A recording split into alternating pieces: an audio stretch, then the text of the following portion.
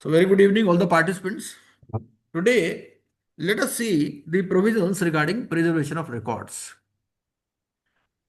First of all, and then we'll move on to IU, IPA, IPE, IP regulations, right? Exam is really difficult these days, and they want us to be very practical. They assume as if you have become an insolvency professional and how you will handle that particular situation. So now the expectations are really high. So accordingly, you have to do it.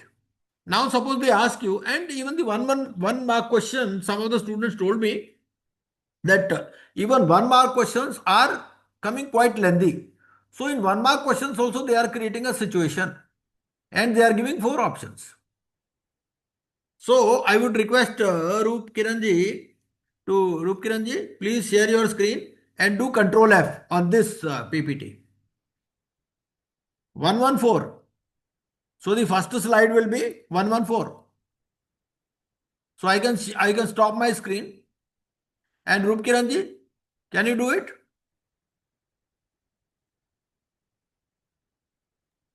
मुझे नहीं आ रहा है करने के लिए। अरे आप sir open आप कीजिए, मैं होस्ट पढ़ूंगा हो सर। हैं? आप ओपन कीजिए, मैं पढ़ूंगा।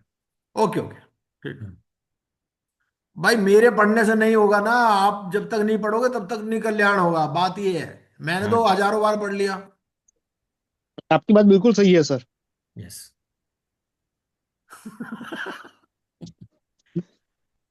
तो चलो कोई बात नहीं, मैं ही पढ़ देता हूँ, ठीक है। नहीं सर, मैं पढ़ूंगा, आप ओपन कीजिए। Okay okay okay. So control.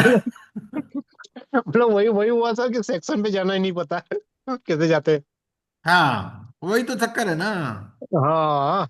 भाई प्रिजर्वेशन किया आपने, ठीक है। यस मैंने sir. Yes sir. Control F किया, प्रिजर्वर। पहला आपका स्लाइड खुला 114, ठीक है जी। 114 नजर आ रहा है आपको? इसमें रेगुलेशन 39 है, ये नजर आ रहा होगा आपको स्क्रीन पर। हाँ जी सर, हाँ जी। आ रहा है ना? तो यस। 39 है, पढ़िए। ये CIRP से रिलेटेड है, ठीक है। 39A, प्रिजर्वेशन हाँ। Of records. The end inter and you can note down the important points if any, and then we'll try to frame questions on this, right, on preservation of records. Yes sir. Yes. 39A, preservation of records. Hmm. The interim resolution professional or the resolution professional, as the case may be, shall preserve copies of all such records which are required to give a complete account of the corporate insolvency resolution process. Right, so this is first important thing, Yes, है sir. ना? So Hmm. what he has to preserve? Complete account of the corporate insolvency resolution process, right? Now next. Yes, sir. Yes, sir. Without prejudice to the generality of the obligations under subregulation 1, the interim resolution professional or the resolution professional, as the case may be, shall preserve copies of Hmm. records relating to or forming the basis of. हाँ, this is specific. So Hmm. first they specified in general and Hmm. now they are being specific. So these are the records. Please read.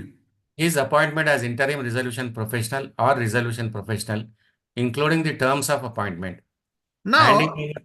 now Hmm. you tell me, suppose I am an examiner. So what I will ask my students? I'll ask, you have been appointed as an IRP. Now regarding your appointment, what records you will maintain? Right? Yes, लिख sir. दिया ना preservation of records. अब आप बताओ आप क्या record maintain करोगे? Handing over, taking over of assignment.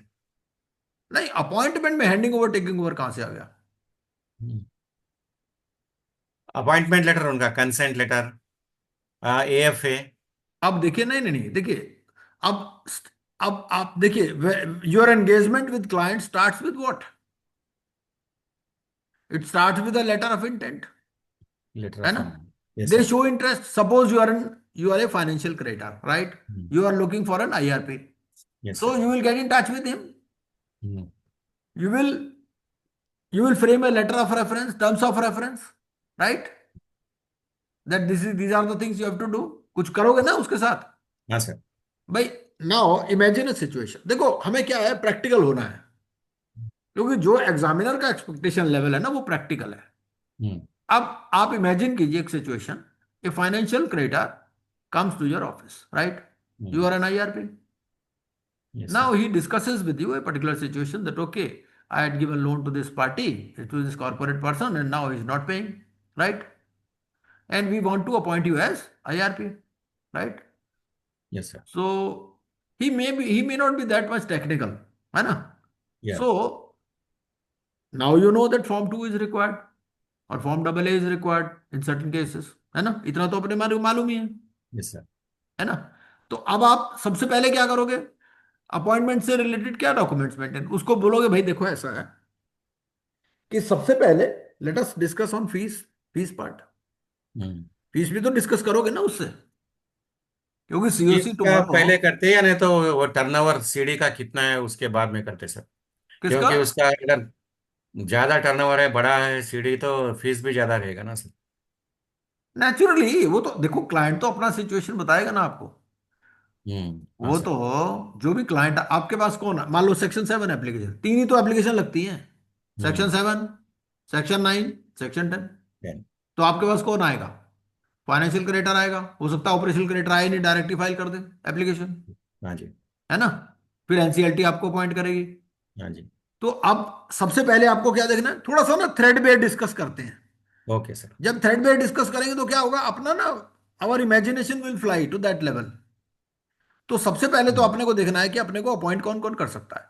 अपने को या तो एप्लीकेंट अपॉइंट कर सकता है, या फिर ए अपॉइंट कर सकता है ना? हाँ जी। भाई ओसी के केस में आपको ए भी अपॉइंट कर सकता है ना, अगर ओसी तो डायरेक्टली भी फाइल कर सकता है ना एप्लीकेशन। हम्म। ओसी को तो नाम देना जरूरी नहीं है। नाम देना जरूरी नहीं मतलब क्या, कि उसको अपने आप भी एप्लीकेशन फाइल कर सकता है। एप्लीकेशन भर के ही तो देनी है, रिकॉर्ड लगाने और क्या करना, फीस जमा करानी है, यही तो है ना? हाँ जी।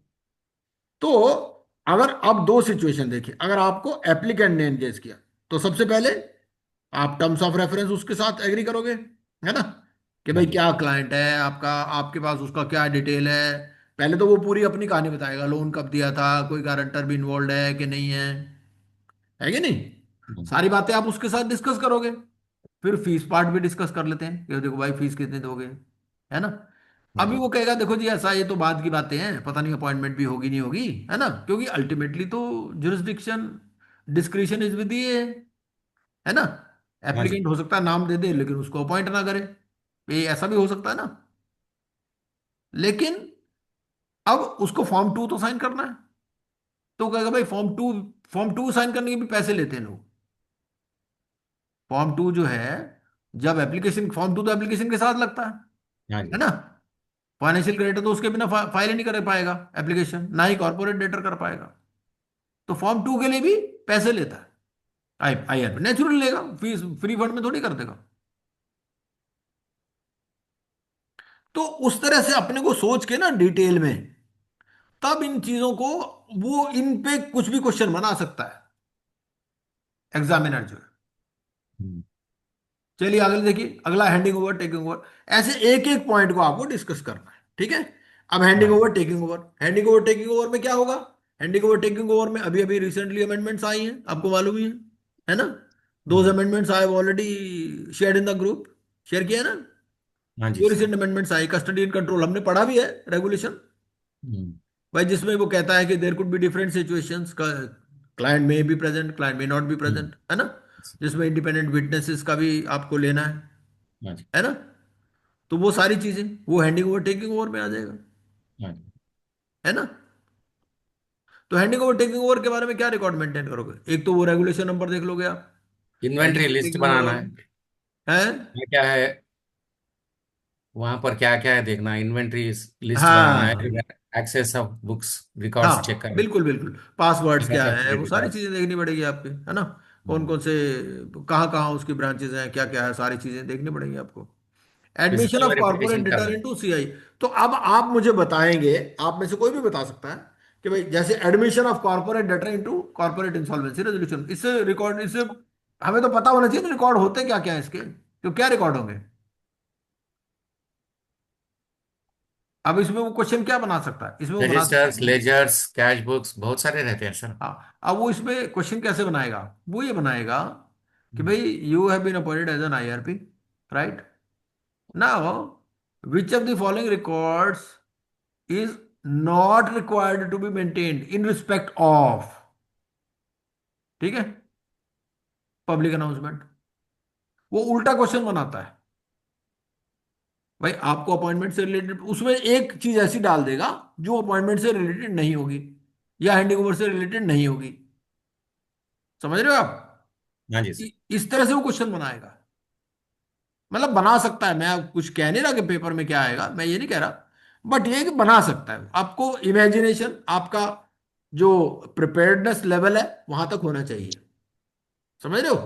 कुछ भी हाँ पूछ जी। ले आपसे, ये चीज है। पब्लिक अनाउंसमेंट से रिलेटेड क्या रिकॉर्ड मेंटेन करोगे? पब्लिक अनाउंसमेंट का वो किन पेपर में दिए, national paper and regional paper. हाँ नहीं, उससे पहले भी तो कुछ होगा, पेपर में सीधे थोड़ी सब जाएगा। उससे पहले वो ऑथराइज्ड रिप्रेजेंटेटिव्स कौन कौन आने वाले हैं, वो सब तो लेना वो था भी सर। है, उसके और भी कोई काम होगा, और क्या होगा? Appointment of RP sir, I I RP IRP. Appointment public announcement में कहाँ जा गई? पब्लिक अनाउंसमेंट में आप एडवर्टाइजिंग एजेंसी से कांटेक्ट करोगे, हाँ जी। हाँ। या आप सीधे पेपर में दोगे, कुछ यही करते हो ना आप। हम्म। और भाई पब्लिक अनाउंसमेंट कैसे होती है? पब्लिक सीडी अनाउंसमेंट के में एक तो रजिस्टर्ड ये होगा, ऑफिस एक के एरिया सीधे में देना पेपर के है। ऑफिस में चले गए आप, या फिर जो लोग इस काम में होते हैं वो आपको हेल्प कर देते हैं। और जो सर वेबसाइट पे भी we can directly show the website of CD, corporate website. नहीं नहीं नहीं, अभी तो देखो हम पब्लिक अनाउंसमेंट की बात कर रहे हैं, पब्लिक अनाउंसमेंट पेपर की बात कर रहे हैं जो पेपर में होती है। और पर sir public announcement we also it will be displayed on website and. वो ठीक है, पहले तो पेपर वाली बात करो ना गुरुजी, पहले पेपर वाली तो कर लो, उसके बाद में ओके उसकी सर। बात करेंगे। पेपर करेक्ट में ऐड देना, करेक्ट। बताओ क्या क्या करोगे उसके लिए?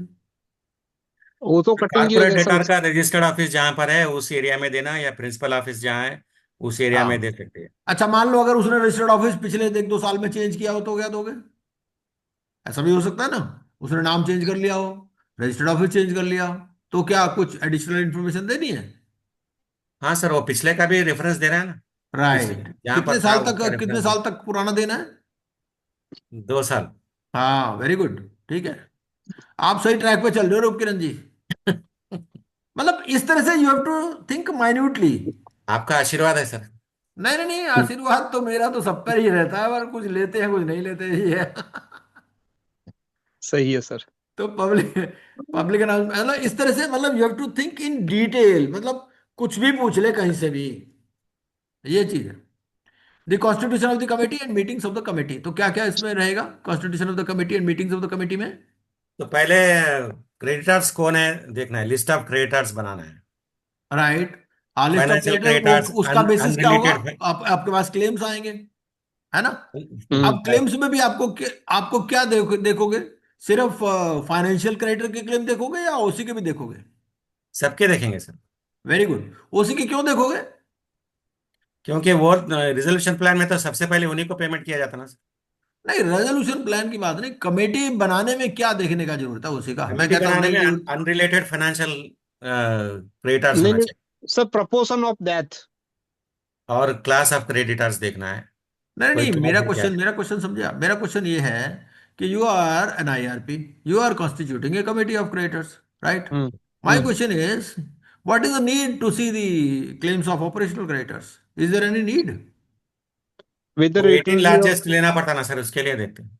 नहीं, 18 रिलेटेड लार्जेस्ट अनरिलेटेड फिर ओसीज। Of sir, preference sir, under value एक्सप्रोनेट।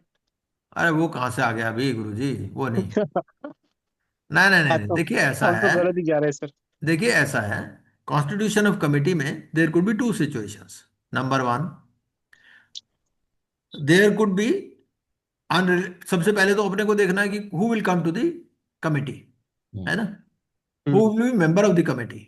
There are hmm. Two types of persons, some are members of the committee, some are invitees to the committee, who are invited but who don't have any voting rights, yes. right? Hmm. Yes. Now in there could be some unrelated financial creditors, ठीक है? There yes. could, because related parties will be out, whether OC or FC, right? Only unrelated parties will be considered for the purpose of constitution of the committee, right? First situation is, there is unrelated financial creditors. So then operational creditors थोड़ा सा कम value रहेगा उसका. उसमें क्या होगा कि this will be the, ये बन जाएंगे कमेटी के members. But there could be a situation where there is no unrelated financial creditor, है ना. या तो डेट ही नहीं है, फाइनेंशियल डेट ही नहीं है, या जितना भी डेट है सारे ही रिलेटेड है ना. तो then you have to go to the regulation number, क्या है वो, 16 है, क्या है, unrelated financial creditor, unrelated operational creditor, 18 largest in terms of value, plus one representative of workman and one representative of employees, Employee. है ना. Yes, And sir. even in case there are unrelated financial creditor, then also then you have to see the quantum of debt of the operational creditors. ठीक है. Mm, mm, mm, mm, If they constitute not less than 10% of the debt, then they will be invited. But mm. if they are less than 10%, वो invite भी नहीं होंगे, फिर आएंगे नहीं COC में, है ना. Mm. क्यों But अपना रूप किरण जी. हाँ सर, वो क्लास ऑफ क्रेडिटर्स में आते हैं ना सर, 10%, फिर 100 नहीं, member. Class of creditors different. Class of creditors is only in respect of financial creditors. Okay okay sir. So operational creditors are never a class. या यस यस, ओनली है ना. Financial In creditors. Yes CIRP regulations, if you see the definition of class of yes creditors, yes. क्या बोलता है, कम से financial कम minimum creditors. 10 होने चाहिए, और फाइनेंशियल क्रेडिटर्स, ऑपरेशनल क्रेडिटर में कोई क्लास होती ही नहीं है, यस यस यस. है ना. हाँ. तो ऑपरेशनल क्रेडिटर में क्या देखना है आपको, सिर्फ ये देखना है कि 10% से कम है या ज्यादा है. अगर 10% से कम है और एक भी अनरिलेटेड फाइनेंशियल क्रेडिटर है, तो उसी का कोई रोल ही नहीं है ना. हाँ जी. सीओसी में अभी हम सीओसी की बात कर रहे हैं, है ना. उसके बाद yes. Meetings of the committee, meetings of the committee में क्या क्या रिकॉर्ड रखोगे. अभी हम रिकॉर्ड्स की बात कर रहे हैं, और रिकॉर्ड्स के लिए अपने माइंड में प्रोसेस को रिवाइज कर रहे हैं, है ना. हाँ सर. अब मीटिंग्स ऑफ द कमिटी में क्या क्या रिकॉर्ड रखोगे. फर्स्ट मीटिंग में आरपीए के लिए रखते sir. RPA Agenda, sir. Agenda.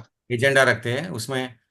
नहीं, एजेंडा से आरपीए पहले भी तो कुछ एजेंडा, पहले तो कुछ आप नोटिस दोगे ना मीटिंग का, नोटिस Yes. देंगे. है ना. नोटिस किस किस को दोगे. Notice. Suspend the director. हाँ ठीक है, सबको देंगे. ठीक है, बिल्कुल सही. और उसके और बाद FCOC. अनरिलेटेड फाइनेंशियल क्रेडिटर्स को. Unrelated financial creditors, right. और अगर जो ऑपरेशनल क्रेडिटर्स है, those constituting not less than 10% of the debt, है ना. हाँ और हाँ. बाकी अगर उसके अलावा सीओसी कोई बोलता है, किसी को बुला लो मीटिंग में, तो बुला सकते हो, जैसे वैल्यूअर को बुला सकते हैं, फोरेंसिक ऑडिटर को बुला सकते हैं, वो फिर स्पेशल इन्वाइटी होता है ना. एआर भी आते हैं ना सर. एआर तो आएगा ही आएगा, एआर तो आएगा ही आएगा. यस. हाँ, AR will be on behalf of this financial बस. क्रेडिटर्स, वो सेक्शन 21 में जो लिखा हुआ है, 21(6)(a) वगैरह, हम्म, है ना. हाँ जी सर. तो ये हो गया मीटिंग्स ऑफ द कमेटी. फिर कोरम देख लोगे, ये सब चीजें देख लोगे आप, है ना. तो हम्म, अब आप क्या है, रिवाइज करने का देखो, कहीं से भी शुरू हो जाओ, कहीं पे भी खत्म हो जाओ. आईबीसी में ये है, आपने मीटिंग्स का पढ़ा, आपने माइंड में पूरा रिवाइज करना शुरू कर दिया कि मीटिंग में मैं क्या क्या करूंगा. इस तरह पढ़ने का तरीका है, क्यों. बिल्कुल सही है सर, सही है. ऐसे जब आपका लेवल ऐसा हो जाएगा ना, फिर कोई रोक नहीं सकता आपको पास होने से. Sir, tiebreaker formula, what will be the tiebreaker formula in case of approval of resolution plan?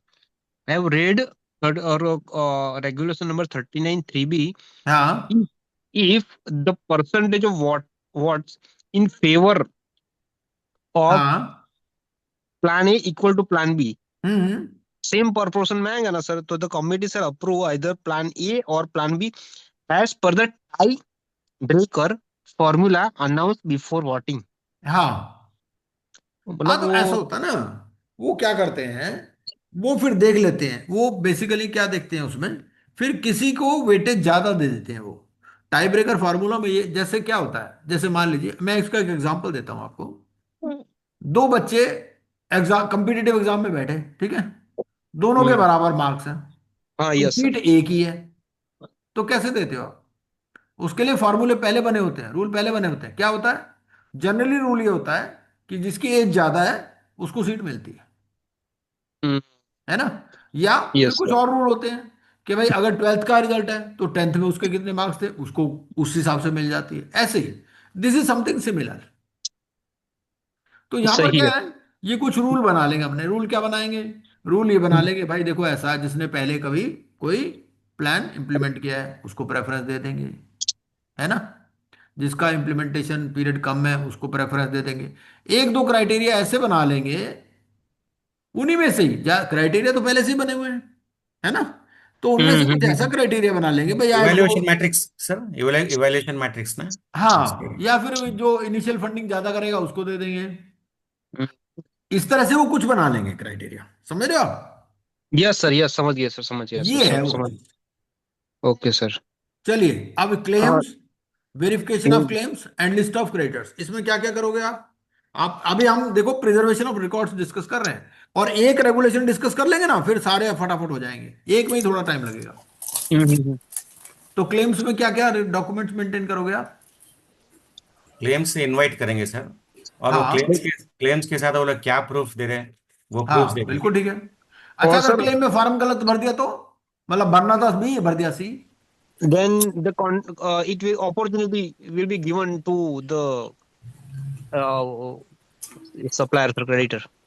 अगर Yes, मान लो opportunity. वो फिर भी कुछ नहीं करता, मतलब है वो Then ओसी, उसने एफसी वाला फॉर्म भर दिया गलती से once भाई, you, नहीं पता sir, sir, उसको। sir, once we will give an opportunity, then it will be rejected after a specified time or approval of resolution plan, sir. नहीं नहीं नहीं, ऐसा रिजेक्ट आप नहीं नहीं, कर रिजेक्ट सकते। नहीं होता, क्योंकि ओसी को मालूम नहीं रहता कि कौन सा फॉर्म भरना क्या है। वो अपने राइट। हिसाब से वो फाइनेंशियल से आप देखो, डेटा समझ के वो भर देगा, लेकिन हमको राइट, किसमें आप जाता है उसी में रेगुलेशन रहता है। देखो, रेगुलेशन क्या बोलता है?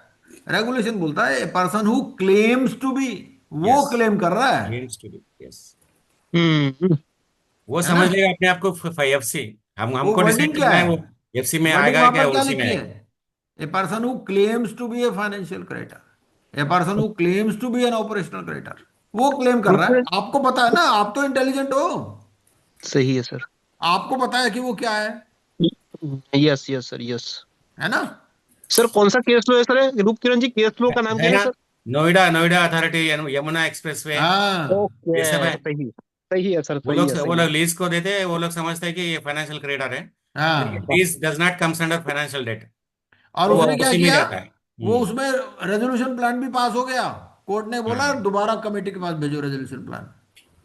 हम्म। वो क्या है, उससे सही है, नहीं पता, तुम्हें तो पता है कि तुम्हें भी नहीं पता। सही है सर। और यही वर्ड यूज किया कि वो बोला ध्यान से पढ़ो, a person who claims to be, वो क्लेम कर रहा है, देखना तो आपको है। और यस ऐसा भी सर। हो सकता है कि आपने उसको नोटिस भेजा, उसने ठीक नहीं किया, फिर भी आपको उसको कंसिडर करना है जो वो है एक्चुअली। We समझ रहे हो also, आप? हाँ sir, we also see a validity of the claim, whether it will be on time or हाँ after बिल्कुल time. बिल्कुल बिल्कुल, हाँ हाँ और टाइम कब तक क्लेम सबमिट कर सकते हो? Within 7 days from the last date of receipt of the claim. अरे वो तो And वेरिफिकेशन है नहीं यार। नहीं नहीं, हाँ, सही बात है सर। अरे मैंने विदिन पेपर सेवन नहीं डेज देना, फ्रॉम मुझे याद है यार, द तुम्हें याद नहीं, तुमने मीटिंग। पेपर देना। आपको देखो इनिशियल टाइम तो 14 डेज का ही होता है ना।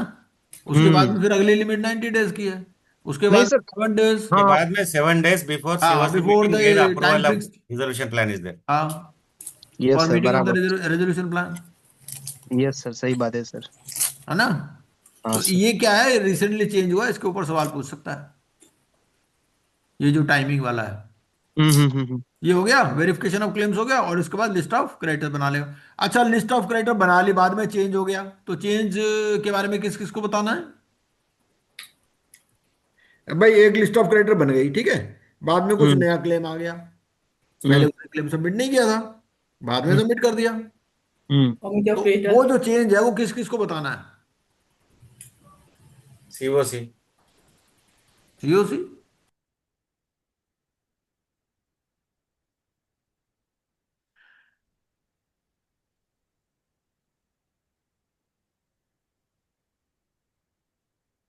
भाई एडजुडिकेटिंग अथॉरिटी को तो बताना ही पड़ेगा ना, जो भी चेंज हुआ विद इन 2 डेज। ये list of creditor adjudicating authority के पास भी जाता है। पर सर, बिफोर, ओके सर, ठीक है सर। वो देख लेना, उसमें प्रोविजन है पूरा। हाँ हाँ हाँ हाँ। With in 2 days of change, है ना, आपको बताना पड़ता ओके सर। है। Engagement of professionals, registered valuers and insolvency professional entity, including work done, reports etcetera submitted by them. ये सारे रिकॉर्ड आपको मेंटेन करने हैं। ठीक है। हम्म। इंफॉर्मेशन मेमोरेंडम का record, all filings with the adjudicating authority, appellate authority and there orders, ये सब मेंटेन करना है। Invitation, consideration and approval of the resolution plan, statutory filings with the board and insolvency professional agencies. तो statutory filing पे कुछ भी पूछ सकता है कि बोर्ड के साथ कौन कौन सी रिपोर्ट फाइल करनी है, उनकी टाइमलाइंस क्या है, अगर टाइमलाइन पे फाइल ना करो तो फाइन क्या है, and approval of the insolvency professional agencies, correspondence during the CIRP process, insolvency resolution process cost, and preferential undervalued extortionate credit transactions और फ्रॉडुलेंट और रॉन्गफुल ट्रेडिंग। तो इन सब के आपको रिकॉर्ड मेंटेन करने हैं। ठीक है जी। तो पहले तो पता होना चाहिए रिकॉर्ड होते क्या क्या इस हर एक चीज के, तभी तो मेंटेन करोगे ना आप। वरना क्या होता है, बंदा कर कर आगे हो जाता है, बाद में उसको नोटिस आता है, उसके बाद कोई रिकॉर्ड ही नहीं होता। चलिए, द IRP और the RP shall preserve, yes पढ़िए पढ़िए Roopkiran ji, third point. The interim resolution professional or the resolution professional shall preserve electronic copy of all records, hmm. physical and electronic, for a minimum period of 8 years. तो ये जो ऊपर दे दिया ना record सारे, Hmm. इन सबकी, फिजिकल भी और इलेक्ट्रॉनिक भी, हाँ, और 8 years. इलेक्ट्रॉनिक कॉपी रखनी है। हाँ. And a मतलब ये जो physical फिजिकल होगा तो स्कैन कॉपी रखो, इलेक्ट्रॉनिक हो सकता है मेल पे रिकॉर्ड हो आपके पास, है ना, या कोई फाइल होगी, इस तरह से। and a सबकी physical copy इलेक्ट्रॉनिक, of अगर records. फिजिकल है तो स्कैन करके रख लो, इलेक्ट्रॉनिक है तो इलेक्ट्रॉनिक है ये। Minimum period of 8 years, yes. उसमें दिया है ऐसे सिक्योर्ड लोकेशन में रखना बोल के दिया है.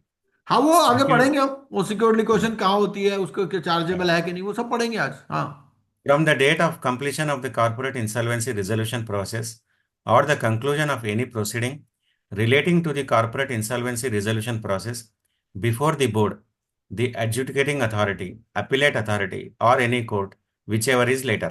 तो ये सारा इस तरह से आपको मेंटेन करना The है। interim yes. resolution professional or the resolution professional shall preserve the records at a secure place and shall be obliged to produce records as may be required under the code and the regulations.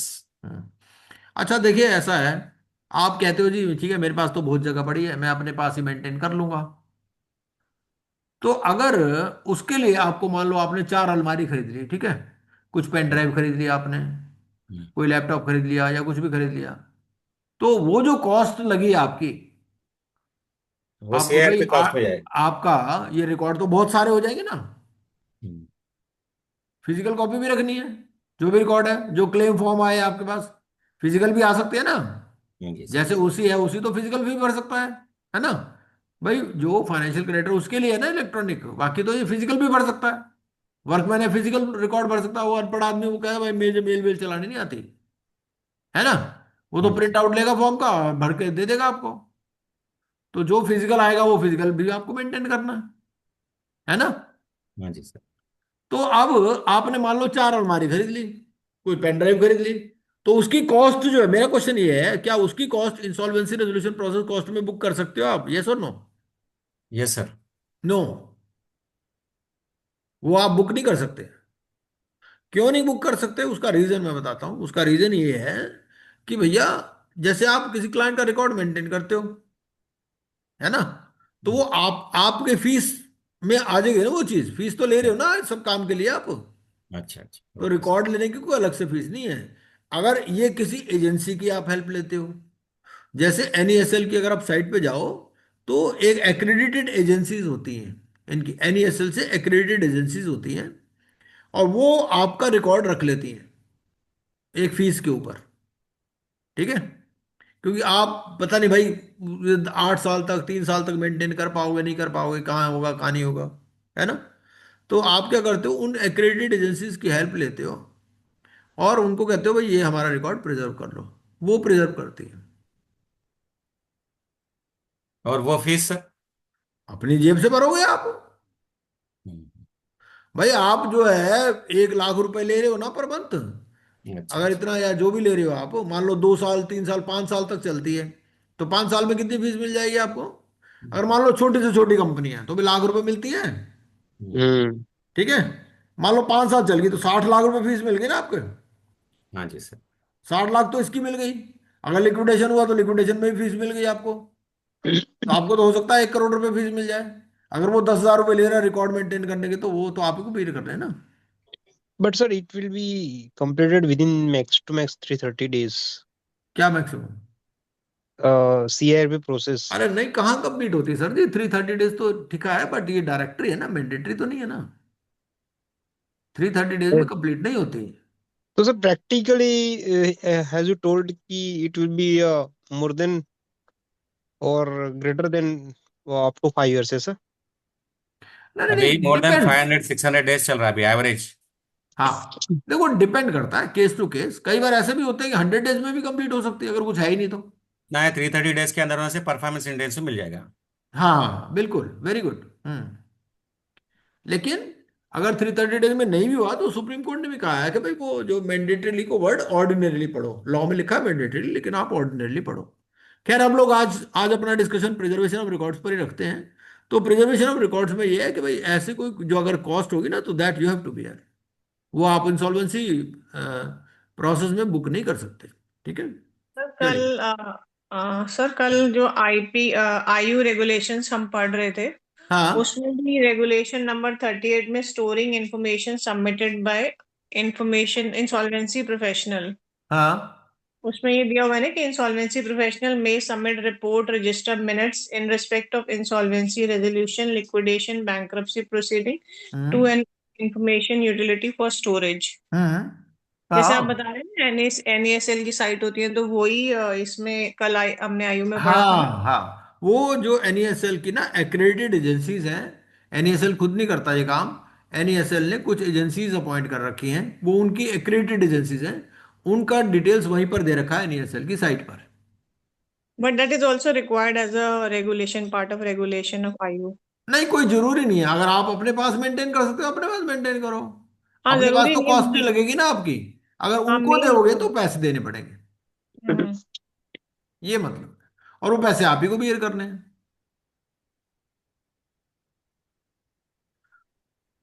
चलिए, पढ़िए explanation. Explanation. The records referred to in this regulation includes records pertaining to the period of a corporate insolvency resolution process during which the interim resolution professional or the resolution professional acted as such, irrespective of the fact that he did not take up the assignment from its commencement or continue the assignment till its conclusion. मतलब ये है कि कई बार change हो जाते हो आप, है ना। भाई एक आदमी पहले हुआ, बाद में उसको हटा दिया, दूसरा बन गया, है ना। तो आपको अपने पीरियड के रिकॉर्ड मेंटेन करने हैं। आप ये नहीं कह सकते भाई मैंने तो शुरू से लिया नहीं था तो मेरे पास नहीं है, या मैंने तो शुरू में लिया बाद में छोड़ दिया, या मुझे हटा दिया। तो जितने पीरियड के लिए आप थे, उतने पीरियड का रिकॉर्ड के लिए आपकी जिम्मेदारी है। ठीक है। कई बार होता है ना, आप एक आईआरपी बना, जब सीओसी बाद में उसको रिप्लेस कर देती है, दूसरा आ जाता है, तो ये नहीं कहता भाई मेरा मैं तो रिप्लेस हो गया था, मेरा तो कोई वो नहीं है। तो ये इसका यही मतलब है। चलिए नेक्स्ट। ठीक है, अब एक हमने डिटेल में पढ़ लिया। अब अगर हम दोबारा कंट्रोल एफ करेंगे तो हमें ये सीधा लिक्विडेशन पे ले जाएगा। Regulation number 45A। मैं दोबारा करता हूं इसको।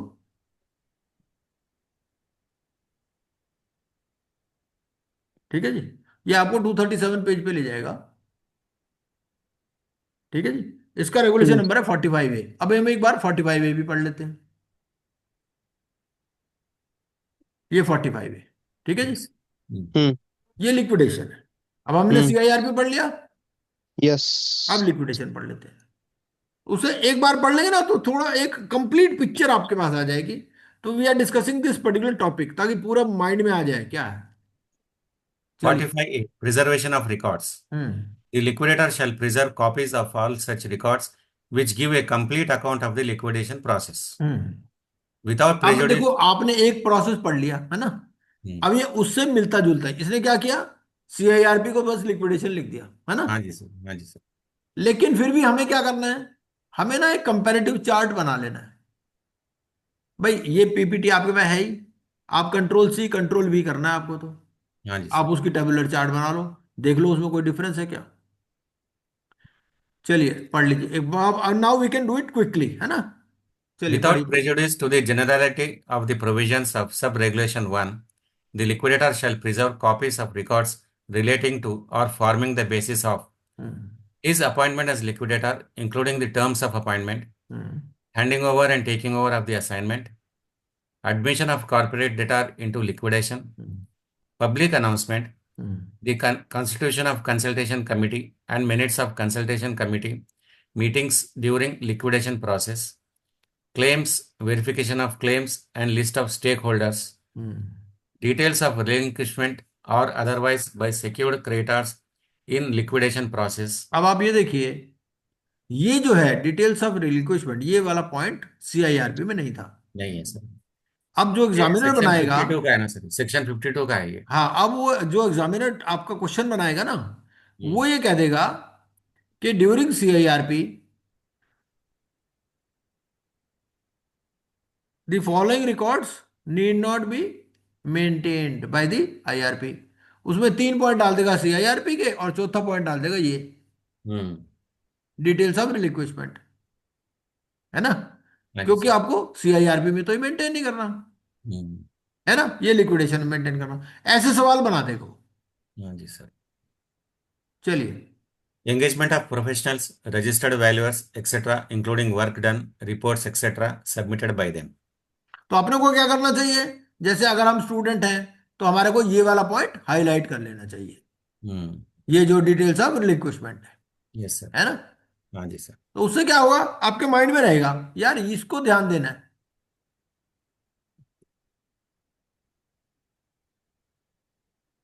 बोल्ड कर लो, दूसरा कलर कर दो, कुछ भी कर लो। चलिए। यस। अब अगर आप Engage, इसको कलर चेंज कर दोगे ना, आपका माइंड हाँ सीधा यही स्ट्राइक करेगा। हाँ जी सर, हाँ जी sir. Hmm, Engagement of professionals, registered valuers, etc., including work done, reports, etc., submitted by them. Hmm, Invitation, hmm, consideration, and approval of plans, proposals, scheme reviews received in case of going concern, sale in liquidation process, or compromise or arrangement under Section 230 of the Companies Act 2013. अब ये भी नया आ गया, है ना। हाँ, ये भी इसमें नहीं है। तो ऐसे ऐसे जो जो भी डिफरेंस हो उसको हाईलाइट कर लीजिए, ताकि वो क्वेश्चन, मैंने आपको एक एग्जांपल दे दिया क्वेश्चन का किस तरह से सेट कर सकता है ना। हाँ जी सर। ये क्वेश्चन आपको किसी बुक में नहीं मिलेंगे, ये आपको हम्म, अपने माइंड से ही बनाने पड़ेंगे। हम्म। आप जितने मर्जी एमसीक्यू अटेंड करते रहो, कुछ नहीं होगा उससे। अपने आप जब सोचोगे तब बनेंगे क्वेश्चन सही। चलिए। All filings with the adjudicating authority, appellate authority, high courts, Supreme Court, whichever is applicable, and their orders. Hmm, Statutory filings with board and insolvency professional agencies. Hmm, Correspondence during the liquidation process. Hmm, Cost of liquidation process. Hmm, All reports, registers, documents such as preliminary report, asset memorandum, progress reports, asset sale report, annual status report, final report prior to dissolution, various registers and books, etc., mentioned in Regulation 5 and 6 of these regulations. Hmm, Preferential, undervalued, extortionate credit transactions, or fraudulent or wrongful trading. Hmm, Any other records which is required to give a complete account of the process. ठीक है। अब आपको समझ में आ गया आपको क्या करना है। Yes, sir. आपको दोनों रेगुलेशंस को मिला लेना है और उसमें हाईलाइट कर लेना है कौन सा डिफरेंट है ना, ताकि अगर वो सवाल आपसे पूछे तो आप उसका आंसर दे सके। ठीक है, चलिए next. The liquidator shall preserve electronic copy of all records, physical and electronic, for a minimum period of 8 years, and a physical copy. Sir उड़ गया सर। है, नहीं नहीं है। A physical copy of records for a minimum period of 3 years हाँ, from the date of dissolution of the CD or closure of liquidation process or the conclusion of any proceedings relating to liquidation process before the board, the AA appellate authority or any court whichever is later. हाँ। मतलब सीधी, अब आपने दोनों चीजें पढ़ ली। जो चीज same है उसको फटाफट पढ़ लो, है ना। जो डिफरेंट है Yes, उसको हाईलाइट कर दो, ताकि जब अगली बार आप पढ़ोगे तो सिर्फ उसी पॉइंट पे ध्यान दोगे। yes, sir. अब आपने दोनों पढ़ लिया, आपको पढ़ने का तरीका आ गया कैसे पढ़ना है। सही जी बात है सर से। चलिए, हम्म।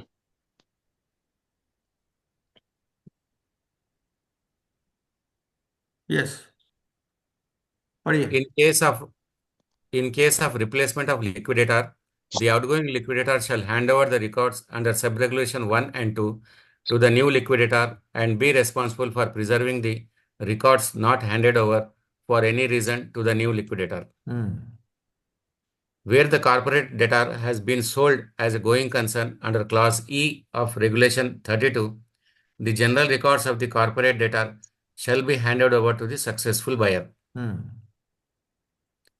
वो कुछ हेरा फेरी नहीं करेगा सर उसको देने से, सक्सेसफुल बायर को? नहीं नहीं नहीं, देखिए ऐसा ना भाई, अब सीडी जो है गोइंग कंसर्न में क्या हुआ, गोइंग कंसर्न में कंपनी तो चलती रही, है ना। अब कंपनी में तो बहुत सारे रिकॉर्ड है, जो कैश बुक, बैंक बुक, वो सब भी ऊपर तो लिखा नहीं ना वो सब चीजें।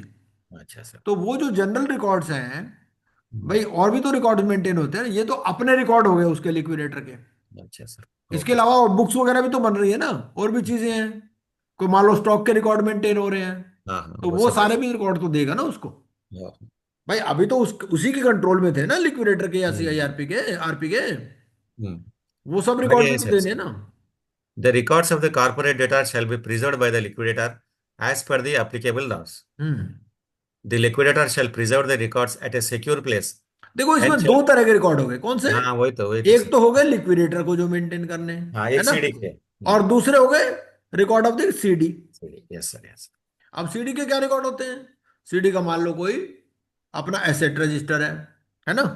हाँ जी। और बहुत सारी चीजें होती हैं, अटेंडेंस रिकॉर्ड्स हैं, कोई हाँ, इन्वेंट्री के रिकॉर्ड्स हैं, कोई सिक्योरिटी के रिकॉर्ड्स हैं, कोई मान लो कोई प्रोसेस है उसकी कोई रिकॉर्डिंग है, कुछ भी है ना। यस तो सर। कोई लॉग्स मेंटेन्ड है ना, मान लो लॉग बुक है ड्राइवर्स की। वो सब, ये सब तो सीडी के रिकॉर्ड्स में आ गए ना। हाँ जी सर। तो ये सब भी प्रिजर्व करने हैं। The liquidator shall preserve the records at a secure place and shall be obliged to produce records as may be required under the code and the regulations made thereunder. Hmm. Explanation. The records referred to in this regulation include records pertaining to the period of a liquidation process during which the liquidator acted as such, irrespective of the fact that he did not take up the assignment from its commencement or continued the assignment till its conclusion. तो अब आप देखिए, अब आपने CIRP process पढ़ लिया, liquidation process पढ़ लिया। लिक्विडेशन में कुछ चेंज नजर आया आपको, है ना, रिगार्डिंग प्रिजर्वेशन ऑफ रिकॉर्ड्स। तो यहाँ यहाँ क्या हो रहा है? यहाँ ऐसा भी हो सकता है कि दूसरे के पास चली जाए कंपनी। सीआईआरपी में तो कुछ ऐसा हो नहीं रहा, सीआईआरपी में तो कंपनी चल ही रही है ना। इसीलिए सीआईआरपी में ये वाली बातें नहीं हुई, कॉर्पोरेट डेटर वाली। बट अब तो क्या हो रहा है, या तो कंपनी सक्सेसफुल बायर के पास जा रही है, या लिक्विडेट हो रही है ना। तो यहां रिकॉर्ड्स कुछ और ज्यादा हो गए लिक्विडेशन में। ठीक है।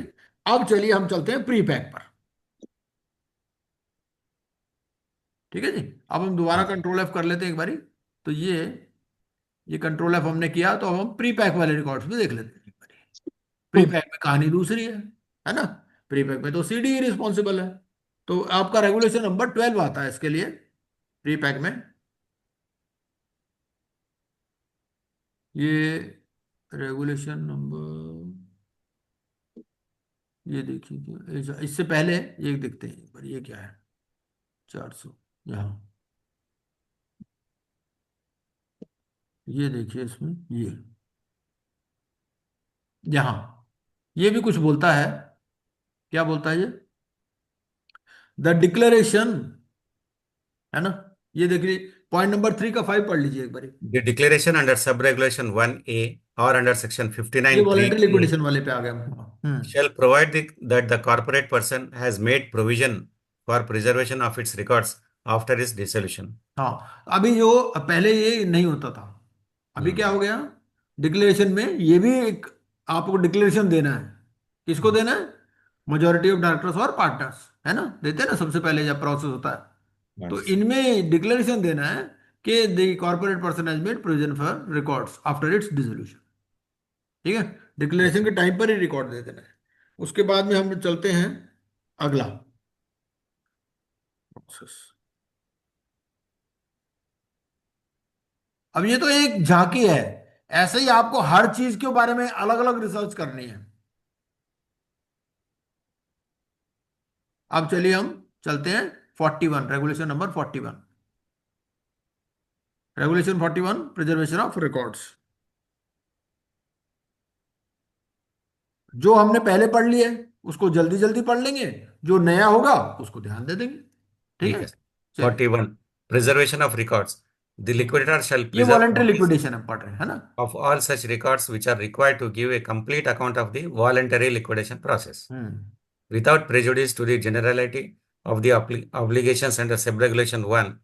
The liquidator shall preserve copies of records relating to or forming the basis of his appointment as liquidator, including the terms of appointment, hmm handing over, taking over of the assignment, hmm initiation of voluntary liquidation process.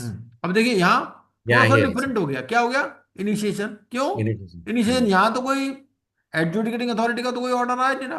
नहीं, admission यहाँ तो initiate हो रहा है, क्योंकि dimming fiction है इसमें हाँ, कि भाई जो date of passing of resolution है that is the voluntary liquidation commencement date, है yes, ना? हाँ, तो इसीलिए चेंज कर दिया। अगर आप क्वेश्चन बनाना चाहेगा इस प्रोसेस इसी चीज पे बना देगा वो। Public announcement, hmm claims, verification of claims, and list of stakeholders, engagement of professionals, registered valuers, etc., including work done, hmm reports, etc., submitted by them. Hmm All filings with the adjudicating authority, appellate authority, high courts, Supreme Court, whichever applicable, and their orders. Hmm Statutory filings with board and insolvency professional agencies. Correspondence during the voluntary liquidation process. Hmm Cost of voluntary liquidation process. Hmm All reports, registers, documents such as preliminary report, annual status report, final report, the prior to dissolution, various registers and books, etc., mentioned in Regulation 8 and 10 of Principal Regulations, and any other records which is required to give a complete account of the process. Hmm The liquidator shall preserve electronic copy of all records, physical and electronic, for a minimum period of 8 years, and a physical copy of बस records. बाकी तो देखो हम जल्दी से देखते हैं, तो बाकी सब सेम ही है ना? सेम है सर, हाँ सर, हम्म तो जो सेम है उसमें हमें ज्यादा ध्यान नहीं देना, जो हाँ डिफरेंट जी, है उसको नोट कर लेना है कि उसके ऊपर हाँ क्वेश्चन सर, पूछ सकता हूँ। हाँ सर। पढ़ूँ सर 4, 5, 6? नहीं, अभी ये तो पढ़ने की जरूरत नहीं। अब हाँ हम ठीक चलते है। हैं मॉडल बायलॉज पे, है ना? हाँ जी, अब एक बार मैं दोबारा कंट्रोल एफ करता हूँ तो ये हमारे को ले जाएगा मॉडल बायलॉज पे।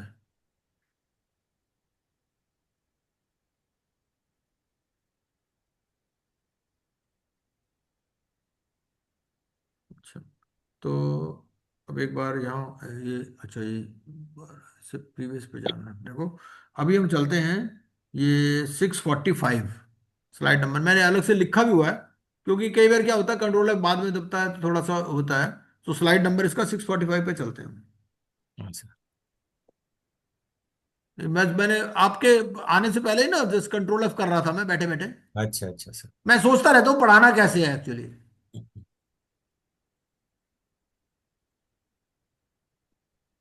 क्योंकि ये तो देखो आप खुद भी कर सकते हो एज ए स्टूडेंट। नहीं, आपने करना क्या, कंट्रोल एफ किया, उसको देख लिया। और बढ़िया करना है तो वो कंट्रोल सी कंट्रोल वी करके आप उसको अलग से बना लो कंपैरिजन। नहीं कंपैरिजन बनाना चाहते वैसे ही हाईलाइट कर लो। 645 रेगुलेशन नंबर 29(2). ये 29(2) पढ़िए जरा एक बार। ये आईपीए में है, ठीक है जी। हाँ sir. Yes. It does not comply with requirements as on the date of application for surrender of professional membership with respect to हाँ, payment of fee to the board, a एक disciplinary बार order. शुरू heading पढ़ लेते हैं 29 का तो ज्यादा clarity आएगी। हाँ वो है। हाँ। The agency may refuse to accept the surrender of membership by any hmm professional member hmm if there is a grievance or disciplinary proceeding pending against it before the agency or the board. हम इसमें related point पढ़ लेते हैं। वो Hmm. Related point 2D है। 2D. Hmm The arrangements made for the maintenance, preservation, and transfer of records and other documents required to be maintained under the relevant regulations and बस any बस other. बस इतना ही Yeah. काफी है। मतलब ये कि आप सरेंडर करना चाहते हो अपनी मेंबरशिप, कह दो मैं तो दुखी हो गया भाई, मैं नहीं कर सकता, हम्म, तो आपसे पूछेगा भाई कहाँ मेंटेन किया रिकॉर्ड। हम्म, अगर नहीं मेंटेन किए तो वो कहेगा भाई सरेंडर भी नहीं कर सकते आप। हम्म, समझ रहे हो आप इसकी बात? हाँ जी सर। ये है। तो इस टाइम पे भी पूछ लेगा, सरेंडर के टाइम पे भी। चलिए अब आगे चलते हैं। रेगुलेशन नंबर 13, आयु रेगुलेशंस, स्लाइड नंबर है 714।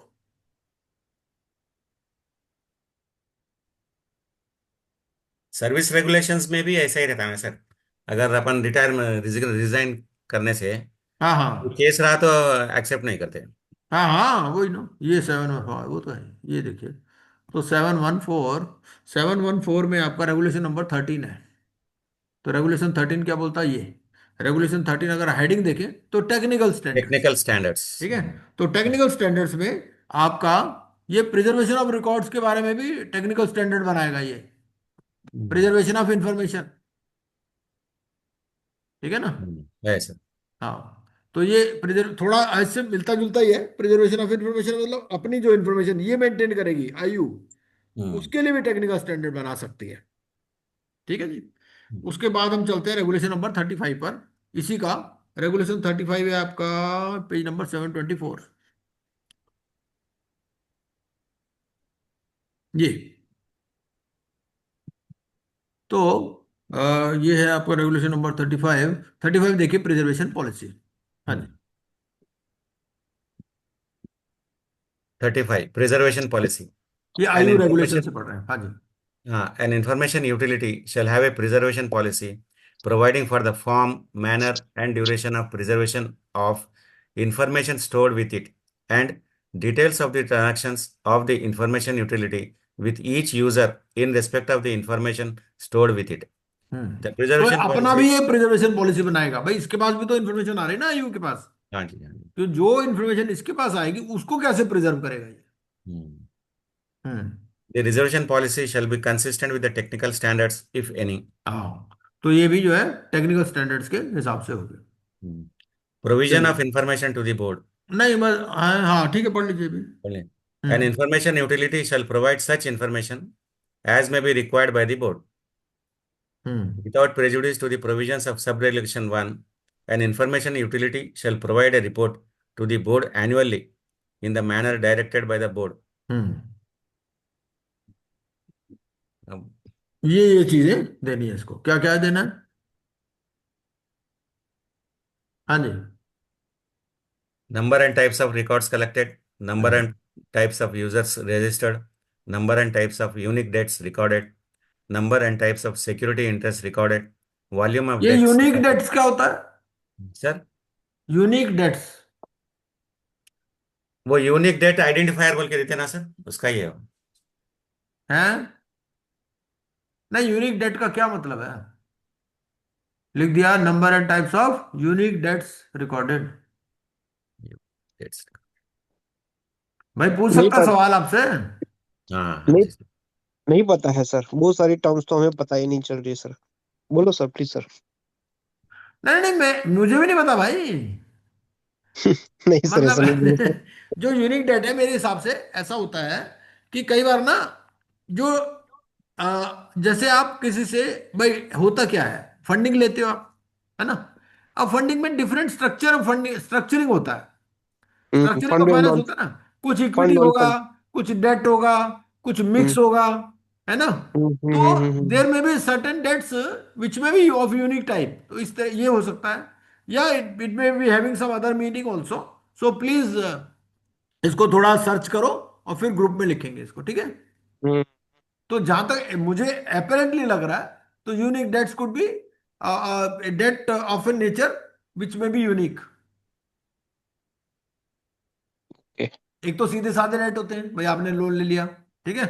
एक ये होता है कि भाई इक्विटी पार्टिसिपेशन है, वो किस टाइप का है, एक बंदा कह रहा है इक्विटी पार्टिसिपेशन है, दूसरा कह रहा है डेट है। ऐसा भी होता है ना कई बार। भाई बिल्डर बिल्डर के बीच में और डेवलपर के बीच में एग्रीमेंट है, एक लैंड ओनर है और एक डेवलपर है। अब एक आदमी कह रहा है मैंने तो लोन दिया, दूसरा कह रहा है ये तो इक्विटी है। ऐसा हो सकता है ना? तो there Yes, could be yes. Such situations where there could be difference of opinion या कुछ क्लैरिटी नहीं हो उस टाइप से। सर बट आयु के रेफरेंस में जो अभी बता रहे थे कि कोई भी डेट अगर आप रजिस्टर करते हैं तो वो एक यूनिक आइडेंटिफायर नंबर देते हैं, और हाँ। कोई भी वो जो जितने भी आपने यूनिक आइडेंटिफायर नंबर जनरेट करे हैं वो रिपोर्ट आपकी बोर्ड के पास जाएगी, हम्म। क्योंकि वो एक नंबर असाइन करते हैं जो भी आप डेट रिकॉर्ड करते हो उनके साथ। सो जहां तक मुझे समझ में आ रहा है ये वही बोल रहे हैं। ओके। नहीं, इसका मतलब ये है कि एक आदमी ने 10 बार डेट दिया। तो उसको हमेशा एक नया नंबर जनरेट होगा हर पीरियड की, जैसे रिपोर्ट जाएगी। अब ये एनुअल रिपोर्ट है क्या है, तो अब जो एक भी बार हम इसके साथ ना, वेरी गुड पॉइंट, एक बार इसको यूनिक आइडेंटिफायर भी पढ़ लेते हैं इसके साथ में। हम्म, ठीक है जी। तो हम क्या करते हैं, एक बार ना कंट्रोल एफ करके यूनिक आइडेंटिफायर भी पढ़ लेते हैं तो ज्यादा क्लैरिटी आ जाएगी। तो इसके लिए जो रजिस्टर्ड यूजर है जब अपनी इंफॉर्मेशन हाँ सबमिट हाँ, वो करता है। पढ़ लेते हैं ना, उसका पॉइंट पढ़ लेते हैं ना। हम्म, ये ओल्ड डेट रेफरेंस नंबर, एक बार यहां पढ़ते हैं। 736 में कुछ दिया हुआ है। 736 है क्या ये एक्चुअली? 736 ये है फॉर्म नंबर बी। ठीक है। सर्टिफिकेट ऑफ, फॉर्म बी है। तो ये एक बार डिटेल्स ऑफ द डेट में पढ़ते हैं यहाँ। ये नजर आ रहा होगा आपको, Mm-hmm. Details of the debt. ठीक है। तो यहाँ पढ़ते हैं एक बारी, क्या कहता है ये, पढ़िए जरा एक बारी 34 नंबर से। Date That. reference number, hmm. Mm-hmm. old date Yes. reference number, unique hmm. identifier of the date in case the date has previously been recorded in any information utility. हम्म। ये है सर इसका। तो ये this could be, but वो कह रहा है कि unique identifier of the debt in case the debt has previously been recorded in any information utility, है ना। तो दिस कुड बी, और एक बार आप ग्रुप में थोड़ा सा और सर्च कीजिए इस पॉइंट पर, तो इट कुड बी एनीथिंग। ठीक है। सर एक बारी रेगुलेशन नंबर 20 है, हाँ, रेगुलेशन उसमें नंबर अगर 20 पढ़ आप लेते हैं। उसमें अगर आप पॉइंट नंबर 2 देखते हैं, ऑन रिसीट ऑफ अभी इंफॉर्मेशन देखते हैं, सबमिटेड एक मिनट अभी देखते हैं।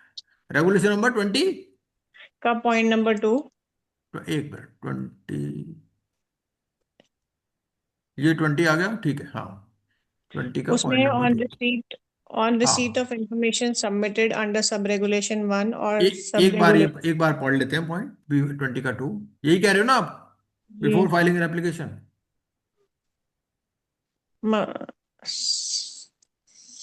सर जो acceptance and receipt of information है रेगुलेशन 20, एक्सेप्टेंस एंड यह है ना 2A में। Point number 2A। 2A, अच्छा। अच्छा, असाइन है यूनिक आइडेंटिफायर, ठीक है। हम्म। और 2A, 2A कौन सा है? सर 2 का जो ए पॉइंट है कि on receipt of information submitted the information utility 2 का शेल है या? असाइन। यह है ना सर 20 में 2A। अच्छा ठीक है, हाँ हाँ हाँ, रेड कलर में है ना सर वही। हाँ हाँ हाँ हाँ हाँ। हाँ, तो ये रेड कलर में जो है ना, जो चेंज हुआ है वो है। रेड कलर में मैंने वही मार्क किया है जो चेंजेस हुए हैं, ताकि वो एट ए ग्लांस पता चल जाए, उस पर थोड़ा ज्यादा ध्यान देते हैं आप। हाँ जी। हाँ, पढ़िए एक बारी।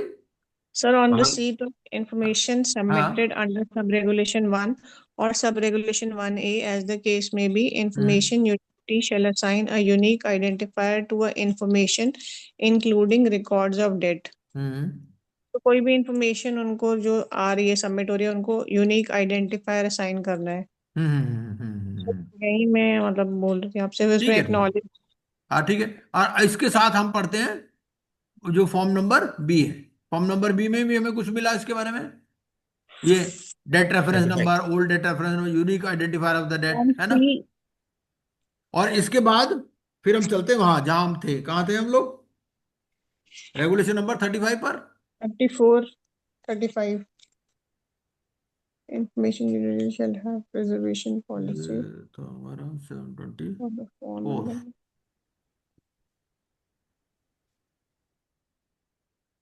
यहाँ थे हम लोग, है ना। 724 में है आपका रेगुलेशन 35।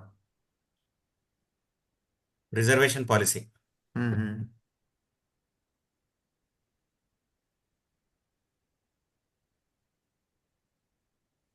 हाँ जी, ये तो पढ़ लिया मेरे ख्याल है ना,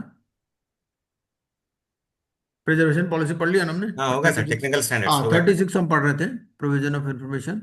यहाँ पर थे हम लोग, है ना, हाँ number sir. And type of unique dates recorded, hmm, है ना, हाँ जी। यहाँ पर थे ना, यही अटके थे ना, number and yes types of sir. Unique dates recorded. Yes sir. ठीक है, चलिए। यस। नंबर तो एंड एक थोड़ा टाइप्स सा ऑफ और इसको स्टडी कीजिए, ताकि इसमें क्या इंफॉर्मेशन आनी है, ताकि ये पता चल जाए। हाँ जी।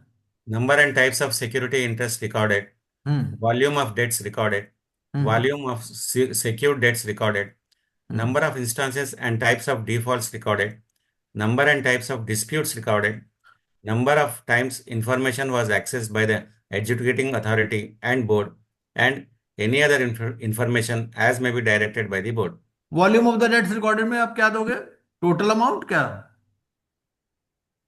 Volume, volume of the debts Volume. Recorded, Hmm.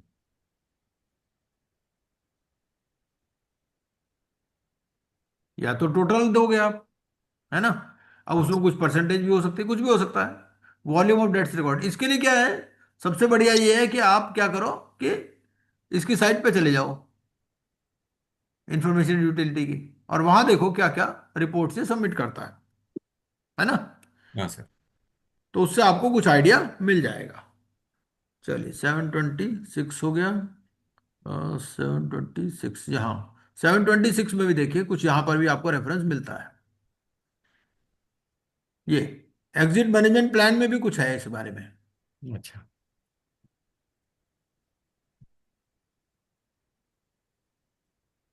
Exit management plan. Hmm An information utility shall at all times have an exit management plan which shall include hmm mechanisms to enable users to transfer information to other information utilities expeditiously, hmm mechanisms for preservation and transfer of information, hmm. and timelines and cost estimates of implementing the exit management plan. तो ये जो है ना mechanism for preservation and transfer of information, ताकि ये कि अगर कोई एग्जिट मैनेजमेंट प्लान है इसका, तो उस केस में कैसे ये प्रिजर्वेशन करेगा और ट्रांसफर ऑफ इंफॉर्मेशन करेगा, क्योंकि इसकी भी रिस्पॉन्सिबिलिटी तो रहेगी ना। हाँ जैसे सर। आईपी अगर छोड़ के चला जाता है तो उसकी भी रिस्पॉन्सिबिलिटी रहती है।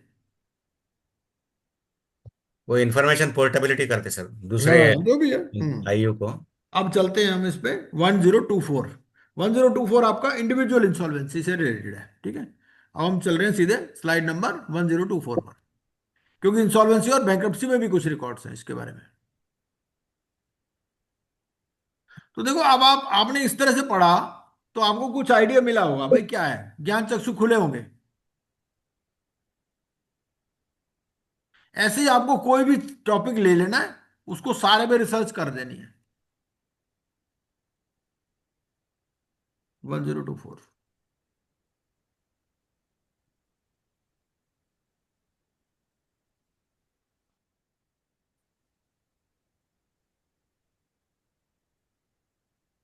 ये थोड़ा छोटा है बट मेरे ख्याल पता नहीं पढ़ा जाएगा नहीं पढ़ा जाएगा, देखते हैं।